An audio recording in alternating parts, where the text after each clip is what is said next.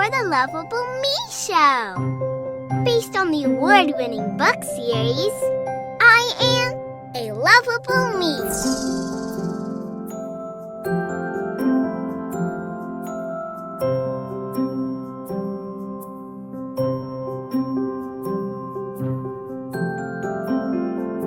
Get ready to have some fun learning with Lovable, our resident enlightening bug.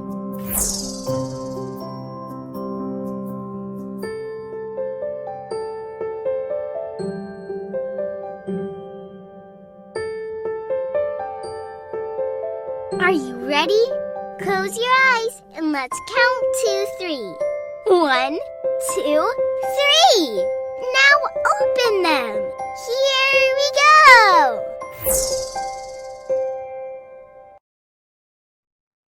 Hello and welcome to the Lovable Me Show. I'm Sharon Penchina, your host and author of the award-winning I Am a Lovable Me books for children. To kick things off today, we'll start the show with our weekly video vlog message. And today's short vlog is about bullying. Make sure you stick around after the short video plays because I have a special guest joining me today to share her wisdom when it comes to supporting and coaching women so that they can relate to their inner world from a place of love and acceptance and then model that behavior for their children. So don't go anywhere. I'll be right back. Welcome to the Lovable Me weekly vlog where you will find valuable tools and enlightenment to support your child's self-confidence and self-esteem. It is our choices that show what we truly are, far more than our abilities. J.K. Rowling. Bullying is a problem many children experience outside the home, especially at school. Between 1 and 4 students say they have been bullied at school, with middle school being the target years. Young people who are perceived as different from their peers are often at a greater risk of being bullied. This is a crucial time for you to talk to your child and protect them against the effects of bullying. Here are some signs to look for if you think your child is being bullied. A child who is regularly bullied can eventually develop low self-esteem. A child who is bullied might eventually experience isolation and depression, becoming less socially active. It's also probable that they will start showing dislike towards going to school.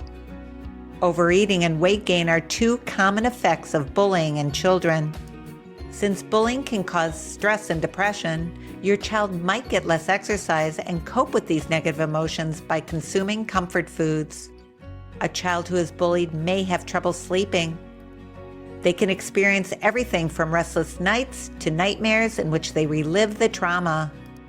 The impact bullying has on your child's self-esteem and overall health could last way beyond childhood. Helping your child understand how each child is different and that they should be proud of their own uniqueness is one of the most important conversations you can have. Get involved in your children's lives and make sure that they are not being bullied. And don't forget to check out our Lovable Me books in Apple iBooks, Amazon Kindle books, and Google Play books. Welcome back. Look, whether or not you've ever explored your true nature as pure awareness, many of us will find ourselves challenged by painful feelings and old beliefs that have been laid down over many years and still reside within us. These emotions can be the root cause of unwanted behaviors and habits, as well as wreaking havoc on our lives. For those of you familiar with Eckhart Tolle, author of the book, The Power of Now, he describes this as our pain bodies. Even if our state of awareness has risen to a level that allows us to shift our focus away from our objective experiences and towards awareness, it doesn't mean that old habits will be eradicated. We do have a corporeal body and we still need to navigate our lives in the material world. So today, my special guest will help shed some light on this topic and support us in our journey. Sigrid Kjeldsen supports women that are passionate and committed to living life authentically. and who are willing and courageous enough to embrace their vulnerability in the greatest act of love, self-love. Now, Sigrid is a life coach, a mom, and someone that will hold a space for your rebirth. And she'll create a bridge from where you are now to your very own experience of liberation and love. Sigrid, I want to extend to you a very warm welcome for joining me on the Lovable Me Show today. Thank you for having me. It's an honor to be here. Oh, it's great to have you here. And I wonder if you could just kind of kick things off and get us started by telling us a little bit about yourself and your work. Sure. I've been a seeker since I can remember, and for me, that seeking took on a spiritual nature when I was about 19. Sitting on an airplane, reading a book by Shakti Gawain, Living in the Light, I think. And I realized I had this opening, this awareness that I was more than this, right? But in just like everybody else, you go through the motions of being a human in this life, in this world. And although I was driven, there was this drive, this passion to know this expansive me. I was conditioned, just like we all are, to go through the motions of life and do what people expected me to do and get married and have kids. Of course, those were wonderful, beautiful things. But it wasn't until I was in my 40s, now I'm 47, but early 40s, that things really started getting serious. Like my life wasn't, in a way, grooving the way that I had thought spiritual seeking was going to do for me. Just like some people, accumulate wealth or success. For me, it was like enlightenment, It's like a wake-up call at that point. Yeah, it was. And things started really falling apart. My marriage ended a few years ago. And I stepped into a real radical transformation, where all of the roles, the masks, the images, the expectations that I had believed were really important, that were going to keep me safe, started falling apart. And I was met face to face with a real vulnerability that I had kept hidden for a long, long time. So, well, and that it's interesting. I think we all have a story that sort of is the catalyst for, again, sort of a waking up and a reassessing and shifting away from some of the old paradigms that are, holding us back. And you mentioned, Shakti Gawain, and by the way, she's someone whose book I read so many years ago. I always think of her as sort of the guru of creative visualization. So that's a great book for people to pick up. But you refer to yourself as a spiritual midwife for the awakening woman. So I hope that you could explain that to us and what it means and how others experience that when they work with you. Yeah, sure. I have a strong feeling and belief, also from my own experience, that the age of teachers and gurus are collapsing. This putting our power outside of ourselves for someone else to tell us who we are is ending. And what I do is for most of us, we haven't experienced from childhood, we have not experienced what it's like to be safe in our vulnerability, loved in our messy, needy selves. And so what I'm passionate about is creating a community, a space where women can, in essence, just fall apart, but also rise, like to be whole, to be all of it, to express themselves without needing to look a certain way or even try, like this. It's a sort of doing, non-doing. It's a sort of like there is such grace and such cathartic and such release and such liberation when we meet the things within us that we've hidden, that we've repressed, that we have not met. And like you said at the beginning of the show, and how that self, that false self, that constructed self, what, I call the personality, really, when we are navigating from that place of unmet emotional energy, it impacts us, and we show up in ways like, I work with moms that are like, I love my kids so much, but I am also this kind of monstrous mother too, and it's like, why am I like this when I love my kids so much? Why am I so angry? Why do I yell when I have this, love and commitment to my kids? It's like, we have to pop the hood and look under the surface and get curious, really, really curious. And to be honest, Sharon, most people don't want to do this. Most people, obviously it takes a lot of courage and allowing oneself to be as vulnerable and sort of stripped down as possible. But it is, like you said, so liberating, so freeing when you do that, but yet it's something we all avoid at all costs. Yeah, we have a cultural, in a way, taboo that we think feelings or emotions are scary or bad. But the truth of the matter is that when you live in intimacy with your feelings, with your emotions, and you allow them to course through you, they're energy. They're nothing more than energy, right? But we believe all these things. We believe the stories that are generated by our intense emotions. We get hooked. We get sucked in. We get, and we need to create a space. That's what I do, is I help women create a space where they're like, okay, I'm feeling this. Okay, feel this. Feel it all the way through. Feel it fully. And then when you can allow yourself to feel it, it actually dissipates. And there is wisdom, there's clarity, and there's love, and there's safety, and there's all the things that you have yearned for on the external plane. On that level of reality is actually found when we are radically vulnerable with ourselves.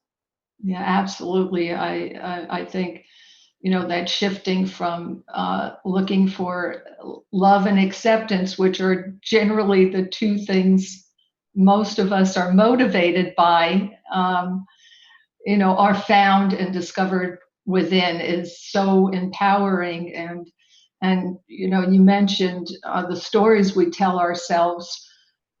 What we tell ourselves is so critical, because we seem to be telling ourselves that same sort of negative self-defeating story over and over again, and it is conditioning us and becoming the habits and behaviors that again get laid down, that become the motivating factor. Because even though we reason something out and we know, we seem to have an awareness or at least a glimpse of it, and then it's sort of lost in the midst of the strong emotion that arises.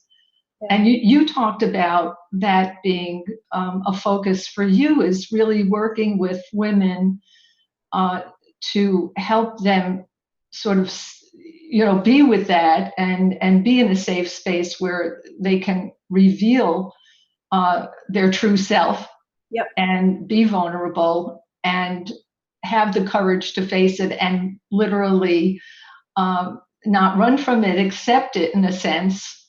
Yeah. And then that does dissipate. Yeah, I call it a metabolization. It metabolizes. It really does. We integrate it, because what I think a lot of spiritual teachings talk about is this liberation from personality. Like, we have to somehow get rid of personality, and it's like, no, you are awareness. You're the personality is dragging your ass down. Do you know what I mean? Let's get rid of it. But it just won't ever. It's actually, it's not possible. It's not possible to get rid of it. So what I help create a space for women to actually fall in love with their humanity, not from the level of personality, not from the level of story and engagement, but like when emotions are metabolized, we suddenly, like I said earlier, we suddenly have clarity. We're like, oh, there's actually subconscious beliefs that are able to come to the surface to actually be released, this energy that is being released through, and then you get just an immense amount of information, clarity around who you really are and your authenticity, your sovereignty, your strength, your courage. I mean, the catalyst for me to go into this radical shift was my daughter's anorexia. Oh, So interesting. she got anorexia when she was 12, going on 13, hospitalized Christmas 2015. And it was like a radical tornado. And it was for us, it was like for her, it was a spiritual awakening. For her, it was like she started speaking in ways that she didn't, or speaking in a way channeling this universal wisdom that she was up until 2:00 in the morning, just like, Mom, I don't know where this is coming from. And she became crystal clear about what she needed from us. And she taught us how to listen to that. She actually taught me how to listen and to be present and to, if anybody's my guru, it's that kid, like, I don't know. Well, that's really a beautiful story. Sometimes we need to get clobbered over the head, and a gentle nudge isn't enough. And that was probably enough for her to, in a sense, awaken to what was her truth and be able to share that experience with you so that you could show up at a higher level as well. Yes, she was like, this is what I need from you. And the funny thing about it is that she has this, and I think, anorexia or eating disorder like this is to me, it's an ego disease. It's an extreme version of actually a lot of what we have. We all have these sort of disproportionate or distorted ideas about ourselves and about reality.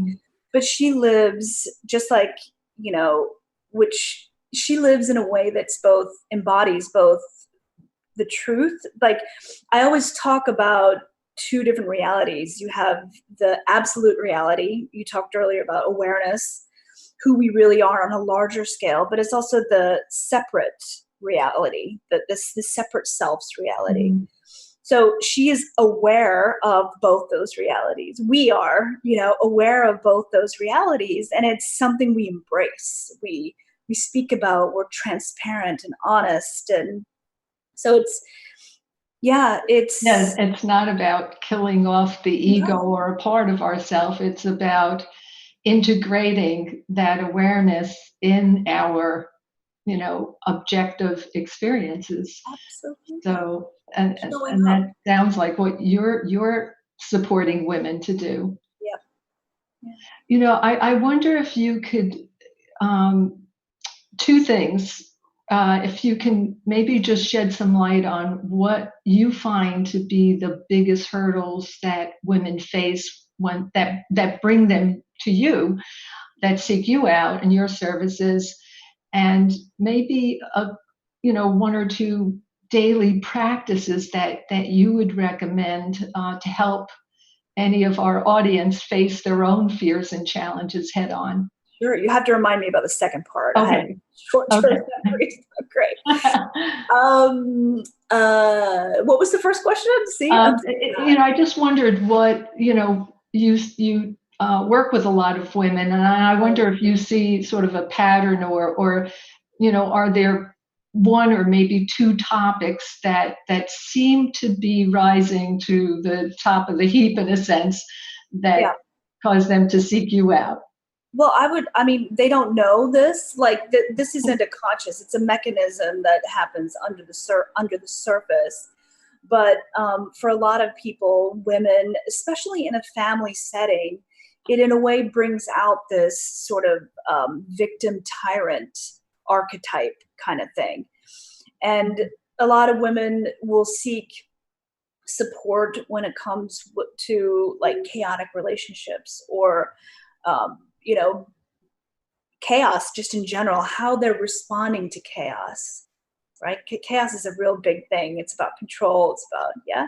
Mm-hmm. And so we work on, in a way, dismantling this mechanism, the victim on one hand and the tyrant on the other, if that makes sense. Yes, it does. Yeah. And so that actually is a good segue into the second part of my question, and maybe we direct it towards just that. I was wondering if there are any daily practices that you recommend to help, women face fears, challenges, head on. So maybe we can sort of integrate, Well, those yeah. topics. I have I mean, it really depends on where you are in this process, meaning how thin or how, I was going to say thin, but I think I really want to say how identified you are with your personality. Mm-hmm. Like the deep, deep, deep identification with personality, those women will not come to see me. They will not, I'm not even on their radar, right? Yeah, that But makes you have to have some like, wait a minute, some question about the nature of reality, first of all. So, I mean, I am the entry point, and the in a way, the heart and soul of this is about intimacy with our feelings, intimacy with what's happening, intimacy with reality, right? Because I mean, but first, the entry point is feelings, is emotions, and we can in a way process those emotions on three different levels: the body, the mind, and the soul. And we feel, so it's like it's to begin at the very beginning. It's to begin to sense, to feel the energy of emotions on these levels, maybe not the soul or the spirit at this point, but in the body and the mind. The body and the sort of mental, the stories, like what are you telling yourself? How are they related to emotions? It's really about getting aware, just becoming more conscious of things that were knee-jerk reactions. So it's about questioning thoughts. It's about being intimate with, daring to be intimate with feeling, like to actually say, I'm actually really terrified right now. I'm really scared. Like, and I remember at one point, I remember the radical notion that growing up, I was never really allowed to be needy. And I think that's one of the reasons why we suppress our emotions, is because we've never felt safe to be needy. But what if you just said today, I am so in need of love, or whatever it is. Like, ultimately, from an absolute level, right, there are no needs. You are completely cared for at all moments. You're loved. The beloved is, like but that's not where most of us enter this. So it's really starting to really get to know yourself on the inner plane, Yeah, however that looks for you. You're mentioning, expressing, we'll say a need for lack of a better word for it, but even going over to a significant other or a spouse or a friend and being able to say, I could really use a hug, or I'm feeling a bit down today, and I just want that closeness, and just asking for what you want, And not denying reality, because I mean, one of the things that I've done with my kids that's been phenomenal, that's been really, really pivotal, is I've been honest about how I felt. And then I said, I'm whatever, I feel really angry right now, let's say. But then I'll say, but it's my responsibility. I want to just be honest, because you can feel me. You can feel my energy right now. So I'm just going to be honest about what I'm feeling, but it's my responsibility to process this. It's not yours. Because one of the pitfalls with one of the things that the ego can do is hijack this and be like, I'm just going to be honest. and then I'm going to dump on everybody, you know, and there's no responsibility. But this is about responsibility. This is about spiritual responsibility, emotional responsibility. So I said, you know, I'm really angry right now, but I'm going to take responsibility for that. I'm going to, like with anger, I'm going to go in the other room. Yeah. And process I this. love It's not that. your responsibility to fix me or to do anything or to please me or to, this is just my thing. But I just wanted to put it out there, you know, that this is happening. And, you know, I think one tool that's been hugely empowering for me in the course of my life, and what you were just talking about is bringing it up, is, you know, if you're in a situation and you know you're feeling mentally, emotionally charged, and you're really not in a position to deal with it effectively or from a level of benevolence or detachment, saying to the other person, you know, I need to step away, you know, as you just mentioned, I need to process this. I heard what you had to say, and I will come back and address it. So you're not leaving someone high and dry, but you're not feeling forced in the situation or forcing yourself to deal with something you're not ready to deal with. And that is so liberating and empowering, because you can come back after you've, you know, had a chance to sort of settle the situation down and, you know, look at it from a distance through greater awareness, and it all goes so much better. Exactly. I mean, I don't want to yell at my kids. I do not want to yell at my kids. And if I don't take responsibility for my anger, that is what is going to happen. I'm going to have to let it out somehow, or, you know, whatever, however people do this. But I want to take responsibility. It's actually emotional abuse. I mean, use that big, strong word to just dump on people. Mm-hmm. You know what I mean? To just dump on, instead of being like, I am so intimate and so, you know, I respect myself so much. Mm-hmm. And if I make these choices where I don't take responsibility, knowing that I could, you know, and dump on this is not the way I want to live. This is not the trajectory. This is not what my children deserve. No. Yeah, because you don't even feel good about it afterwards. Never mind the fact that they don't like it at all, and it's, you know, not good for them. But, you know, the other flip end of it is, you know, I'm sure you work with women who also might have a tendency to bury those feelings, you know, push them down because they're bad. And, you know, again, there's not that level of acceptance for, you know, that part of ourselves. So we want to stuff it away, push it down, and then it just operates underground even stronger. There has to be a willingness to go there. I mean, because if there isn't a willingness and just a slice of courage to actually open that up, then it's not possible. But I create meditations that really try to serve that purpose of both an invitation and also the feeling of being held, you know. And then the communities, of course, are these safe spaces, the safe space where these women can actually feel maybe heard, challenged, loved in a way that maybe they never have ever felt before. You know, there's something about a group of women that are radically vulnerable, that are not afraid to actually not be perfect or try to fix themselves or escape or rationalize or, you know, run away when it gets too hard, that there's this level of passion for freedom, passion for liberation. I mean, for me, it was like, this is not going to be passed down to another generation. This personality dysfunction is not going to be passed down to. It ends, man. It ends. This generation is over. Well, For me.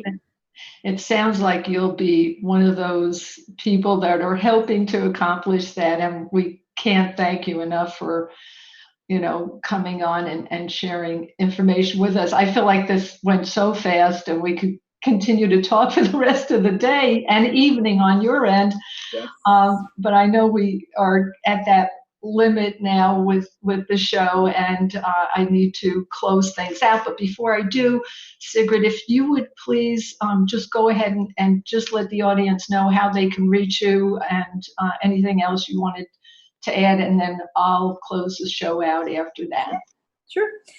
You can find me at www.sigridkjeldsen. I know it's a weird name, but That's not that. .com. The spelling that gets me. Yeah. I have an Instagram handle, Sigrid Kjeldsen, where I post a lot of my life, and of course Facebook. I'm developing now a 10-day challenge, and it's about 10-day radical realness challenge, which is an introduction to helping women really uncover how they're not real or how they live in falseness and how it is destructive. For those women that are really sort of like done with bullshit, with, there's certain people that crave realness, So I'm creating that, and we'll have another community launching at the end of that as well. So yeah, that's great. We'll all look out for that for sure. And I hope to connect with you after the show is over. It's been a joy having you here. Thank you. Before I sign off, I'd like to remind everyone to check out the Lovable Me books, particularly 2 books that will help support your children in their own discovery of self-love. And one of them is I Am Inside of Me, and the other is Lovable's Light. The message here is very clear. It's delivered in a fun and engaging way, and children will be encouraged to take a journey within and discover their true nature, the love and the light that already exists inside of themselves. Be sure to check out all the I Am a Lovable Me books by clicking on the link at the very end of this video. They're available in hardcover as well as audio iBooks. Also, you'll never miss any of our great shows by liking us on Facebook or subscribing to us on YouTube or following us on Periscope. If you have a topic you think parents and caregivers want to hear about and would like to be a guest on my show, please message me on Facebook. I'm your host, Sharon Penchina, and I'll be back next week with more great self-empowerment tips. Thank you all for joining in with me today, and be sure you have a fantastic day. Thank you. Thank you for watching the Lovable Me Show. Also, if you have any questions for Lovable, go ahead and ask away. Don't forget to visit us next week, right here in the Facebook bugler.